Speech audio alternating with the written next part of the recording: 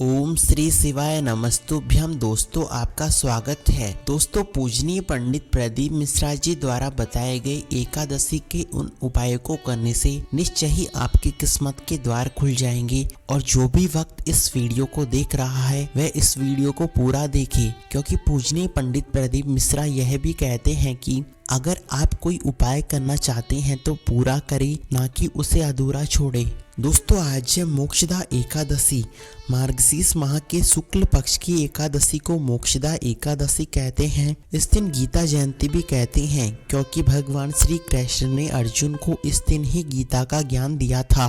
पूजनीय पंडित प्रदीप मिश्रा जी कहते हैं कि मान्यता है कि इस एकादशी का विधिवत व्रत रखने से पूर्वजों को मोक्ष की प्राप्ति होती है, यानी उन्हें सभी तरह के बंधनों से मुक्ति मिलती है। देवताओं और पितर तृप्त होते हैं। इसके व्रत से मनुष्य के पापों का नाश होता है। पापों का नाश होने के साथ ही सफलता के द्वार भी खुलते हैं। यह मानसिक शांति देने वाली एकादशी मानी जाती है। मोक्षदा एकादशी व्रत सर्वश्रेष्ठ और कल्याणकारी भी माना जाता है, क्योंकि जो भी भक्त इस व्रत को करते हैं भगवान श्री हरि और माता लक्ष्मी की उस भक्त पर विशेष कृपा प्राप्त होती है।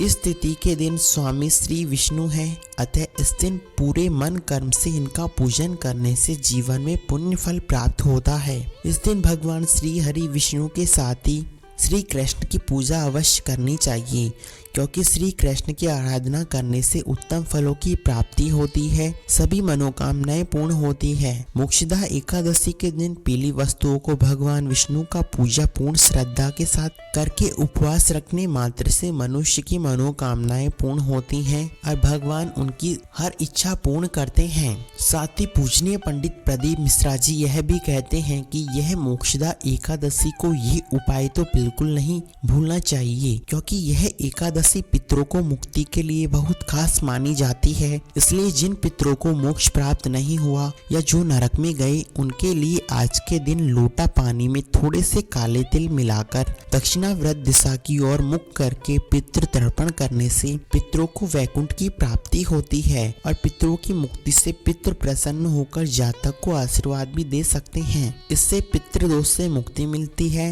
जो सफलता के द्वार खोल देती है। पितरों के लिए मुक्ति मांगने से जीवन में अशुभता का नाश होकर शुभ फलों की प्राप्ति होती है। यह व्रत उपवासकर्ता का यह संसार में सर्वत्र फैलता है तथा पापों को नष्ट करके मोक्ष दिलाने में लाभकारी माना जाता है। साथ ही भगवान श्री कृष्ण ने अर्जुन को इस दिन गीता का ज्ञान दिया है, तो आज गीता जयंती भी है। गीता जयंती के दिन गीता को पढ़ना अथवा सुनना अत्यंत ही शुभ माना जाता है। इसी के साथ इस ग्रंथ को किसी को भेंट करना भी अत्यंत शुभ और फलदायी होता है। इस दिन भगवान श्री कृष्ण ने अर्जुन को रणभूमि में उपदेश दिया था, अतः व्रत रखकर रात्रि में गीता पाठ करना, गीता प्रवचन सुनने और मंत्र जाप करते हुए जागरण करने से जन्म जन्मांतर पाप नष्ट हो जाते हैं और मोक्ष फलों की प्राप्ति होती है। मोक्षदा एकादशी पर विशेषतः दान करने का तो बहुत ही फल माना जाता है। इस दिन दान पुण्य का विशेष महत्व है। आप किसी गरीब या जरूरतमंद को अन्न